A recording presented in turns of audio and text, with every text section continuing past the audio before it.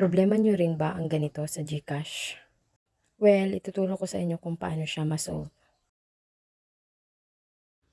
Una, punta kayo ng settings.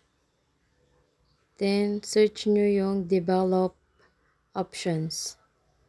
And then, click nyo tong develop options. Then, i-turn off nyo to. Then, balik kayo ng settings. And, hanapin nyo ang apps. I-click nyo ito. And then, hanapin nyo uli ang GCash. Then, click nyo ito. Ayan, nakita nyo naka-block. Click nyo yung no permission.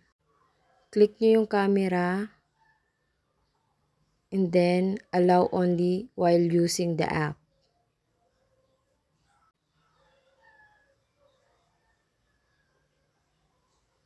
Location. Allow only while using the app. Bale, yung mga necessary lang yung i-allow natin.